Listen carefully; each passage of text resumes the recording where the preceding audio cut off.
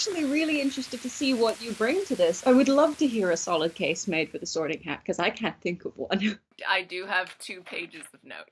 I don't have jack shit except my brain and all the Sorting Hat songs, because man, are they some incriminating evidence. No, that's half my supporting evidence.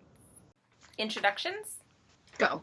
My name is Emily, and I am a Ravenclaw, even though I've got the Gryffindor t-shirt right now. This is interesting because I do agree with some of your points. I think there are certain problematic things in the house system, but because someone needs to temper your vitriol, I will be defending the hat.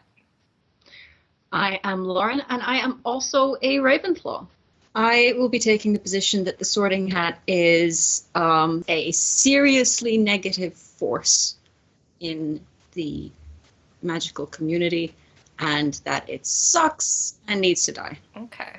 We are not on the shots this time, because that led to some significant nudity and liver damage last time. Do you have a toast? Covfefe!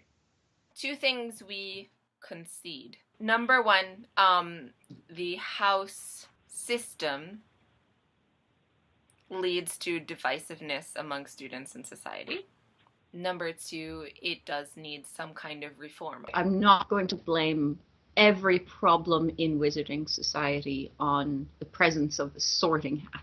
I will also concede that I can think of worse ways to divide people up if you're going to do that. Segregation? What are you talking? Like, of course you could do worse. Yeah, there are worse things.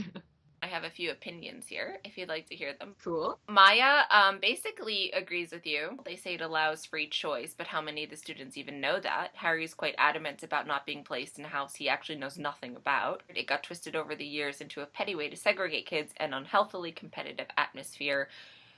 Also, too much rhyming.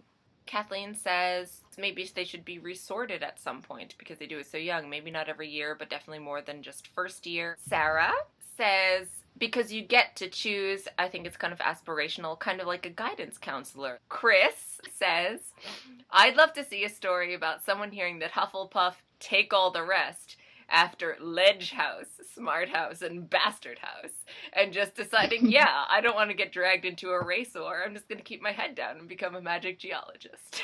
And Simbi says, so at my high school, we were also split into houses. I don't think sorting's necessarily a bad thing. I think it would be good if they didn't have to do everything as a house and always have interactions with other houses based on competition. She says, lunch for me was a bummer because I couldn't eat with my close friends. Parentheses, we were rebels and would sit together sometimes anyway. The Sorting Hat is a butt. I'm going to be arguing that the major negative effects of the Sorting Hat are to make it fundamentally impossible for there to be a coherent moral ethos in the school.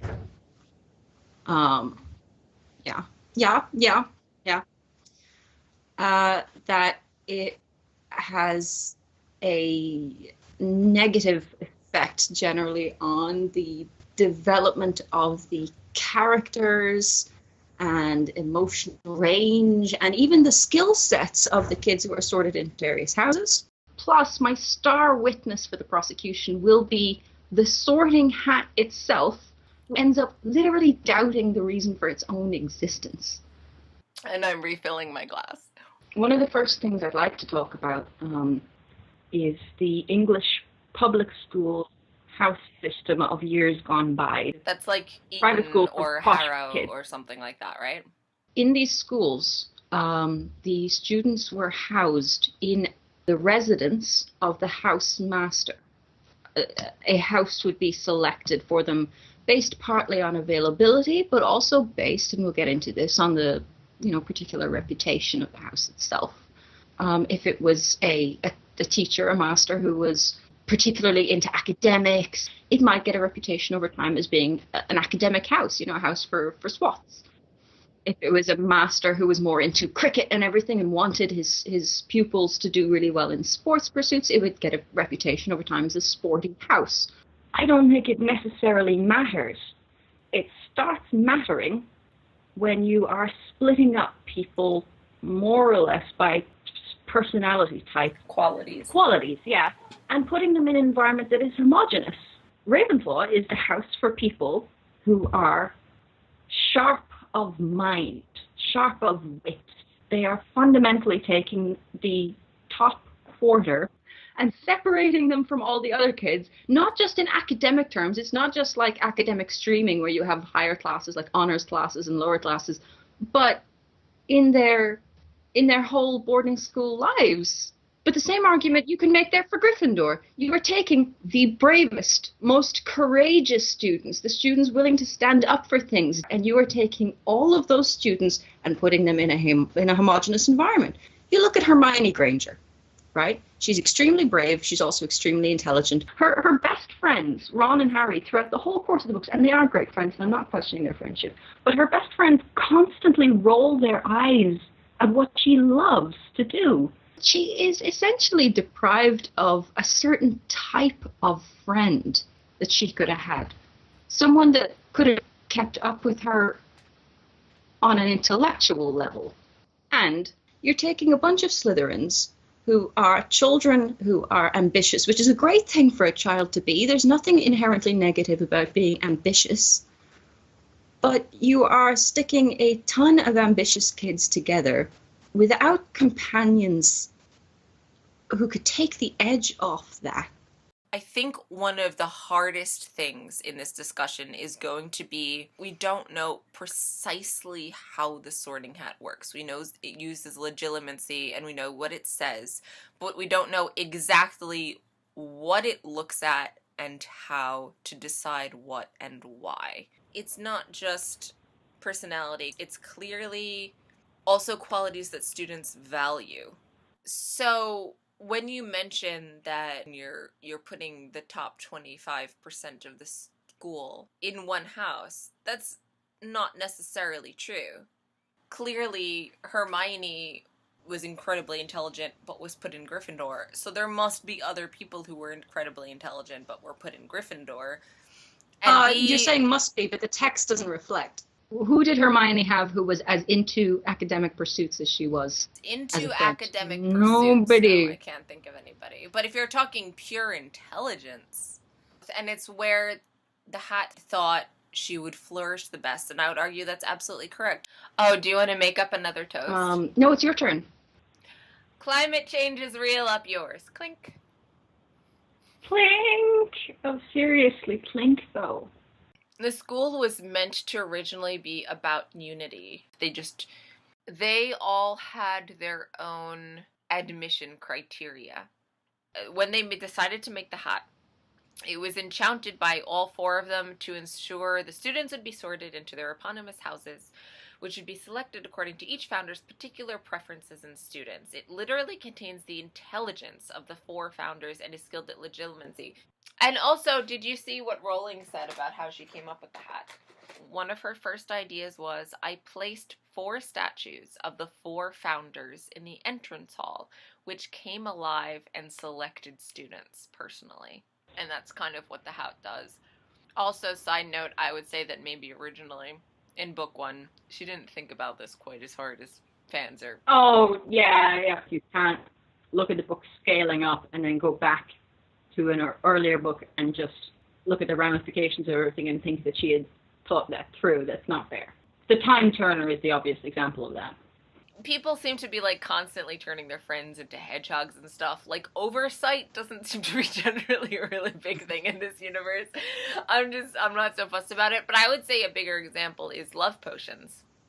High rape drug. Okay, yeah.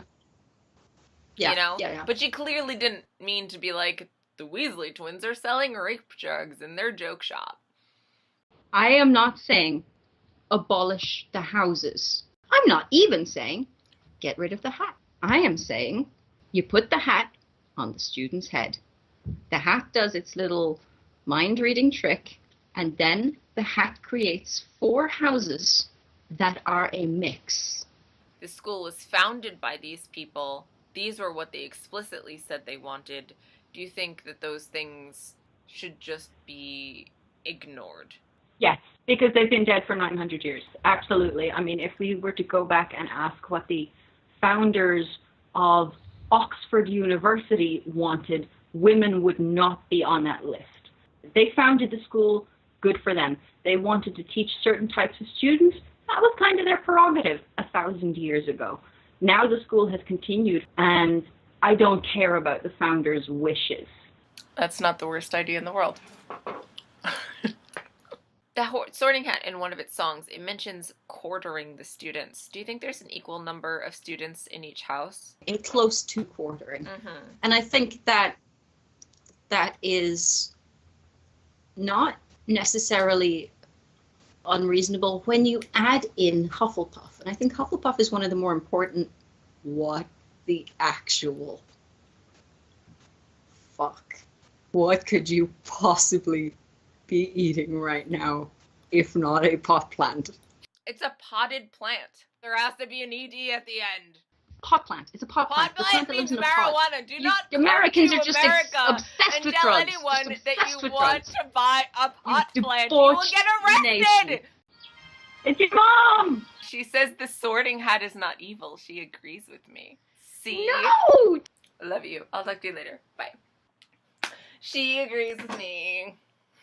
People like to talk about how being in Slytherin doesn't mean you're prejudiced or evil. And that's true.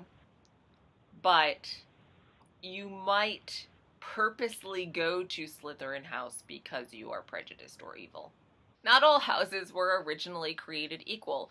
Slytherin only wanted purebloods, right? He was there in person choosing students, and he chose to segregate them according to blood status. If you had a house, a school with different houses, and one of them had a long history of being segregationist, you would not have an incredibly diverse house, because it's not that if the house was that plus certain characteristics and qualities and skills, it's not that people with those characteristics and qualities and skills necessarily believe in these prejudices, but people who do believe in these prejudices will want to specifically go to that house rather than the ones that encourage lots of diversity. So there's a socio-political alignment that each house has somewhat built up over the centuries that has informed its identity way more than those personality traits that are supposedly associated with it. One of the things that we've been arguing about is whether, say, for example, Ravenclaws are really sorted just based on intelligence, or whether it's more about their focus and what they care about, and et cetera, et cetera. To a certain extent, I'm arguing that doesn't matter. It's how people perceive it. Hagrid himself says that people say that Hufflepuffs are duffers. Do you know what duffer means? It No. means, someone who's kind of dumb. It means dumb. Mm. That's how people perceive it, that Hufflepuff are kind of, they're not really anything else. So they're just... Your cat is, numbing on your shoulder right now. So you think no choice should be allowed? I don't think this should be a thing at all. This shouldn't be a thing. I'm But this saying is we how need it to burn is. the freaking hat. This is how it is. This No. So bad. The We're hat giving... does not create the house system. The house system was The house- created, and the hat chooses The hat people administers for it. So the since house you're system. arguing And the hat says, specifically "I'm gonna bring this against up the right Sorting now." Hat and not the house system, it didn't have to warn the students to stick together. That was of its own volition, completely unrelated to the house system itself. You know perfectly well that this is not about the Sorting Hat as an individual You entity. said It's about Sorting its Hat. function. Everyone talks about Slytherin as the outlier and the example and the problem and the problematic element of it. It's not. Hufflepuff is the problem. What the fuck is wrong with you? What do you mean Hufflepuff is the problem? So you've got the bravest, the most intelligent, and then you've got Hufflepuff. First it's meant to be they're the most hard-working. What the fuck does that mean? Then it's they're kind, they're just. Then it's they're the rest. And I think that's the most honest fucking explanation of what Hufflepuff is spoken the like rest. a snobby Ravenclaw. You and your Hufflepuff prejudice is showing. But imagine being 11 years old and it being decided that you are the rest. But that's not what it means. One time it says, good Hufflepuff, she took the rest. And it means that she would accept everyone, because one of the other sorting songs says, I'll teach the lot and treat them just the same. Everyone. Hufflepuff hard workers were most worthy of admission. She was willing to take anyone of any quality and any level so long as they worked hard. Can you think of any particular reason to use this system over, say, creating a mix of personalities within the houses? Like, neither of us went to boarding school. Probably neither of us have a full appreciation of what that means to spend your whole life in your academic environment. I was homeschooled. Oh God, yeah, I forgot that.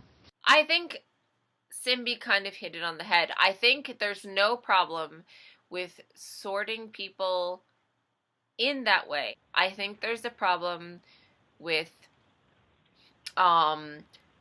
they only interact with the other classes in potentially competitive situations like classrooms, which are academic competition, and Quidditch matches. Less emphasis needs to be placed on we shouldn't go to war because we're not all that different, and more emphasis placed on even if we're different, we shouldn't go to war. In Chamber of Secrets, it saved Harry's life and stopped the return of Voldemort.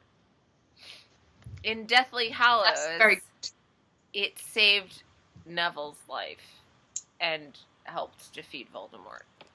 How are those not good things? How can it be evil if that's what it decides to do? Cheers. Chual-moi? Yeah, that's the one I'm looking at. Chual-moi. Chual-moi. We are butchering that. In terms of it being a burden on 11-year-olds, Sirius Black wasn't just like more brave than ambitious. He walked into that school knowing, at least to a certain extent already at age 11, what his family was, and knowing he did not want to be that. He literally ran away from home 4 years later. That's not a burden on him, that was freedom. Imagine you take Slytherin and Hufflepuff and Gryffindor and Ravenclaw and mix each of those together and make just two houses. At that point, some of the Slytherins kind of have to make friends with some of the Hufflepuffs. And I feel like that would be good for them, good for everybody. Okay. No, I see that. They kind of have to live with and cooperate with and deal with and understand people who are kind of fundamentally different from them in their focus, their priorities, their abilities, their capabilities. I don't disagree with that. Someone said the Red Lion, bold Gryffindor from Wildmoor, and the Blue Eagle, fair Ravenclaw from Glen, Yellow Badger, sweet Hufflepuff from Valley Broad, and Green Snake, shrewd Slytherin from Fen, means that Gryffindor represents England, Ravenclaw Scotland, Hufflepuff Wales, and Slytherin Ireland. Ireland would represent pure-blood wizarding aristocracy. Which doesn't really make sense, honestly, given the histories of the various countries. At all. I get the geographical mapping, I get that mapping, but the mapping of the stereotypes or perceptions of each of the houses doesn't necessarily map all that well. The Royal Arms has the red and gold, the lions. It's an old Plantagenet symbol. I think from like the 1100s. Up to the point of England and the lion and courage and Richard the Lionheart and all that kind of thing, but where it follows the stereotypes of the other countries, it doesn't map out. You get to Scotland, and not only is their symbol from just as far back the red and gold lion, and then that's J.K. Rowling's home, and that's where Hogwarts is, and Wales doesn't make sense at all. Like, there's the red dragon is the symbol. The national animal is the red kite, which is like almost an eagle. And then like there's no snakes even in Ireland. Like green, sure, but I don't think that that's what Rowling was going for. And I don't think that it's a metaphor that stretches very far. Salazar is also very, very not an Irish name. It's kind of Portuguese. The hat was made to if keep the hat enforcing the founder's and will. throws itself in a fire. How do you have a cogent moral ethos across the school where you basically, I mean, on a basic fundamental level, teach kids that anything, it's almost like the muggle-born element are the ones who are questioning things. The ones who are saying, maybe this isn't a good fucking system and maybe we should do something about this, because it's Hermione, the muggle-born, who looks at the house elves and says, what the fuck? This is slavery. The status quo is God for these people, and it's the partially despised underclass. What happened to was that the cats? Yes, that was very much the cats. Yeah. You have nice wool. You have the better crafted argument, but I don't necessarily agree with you about all of it. How's that?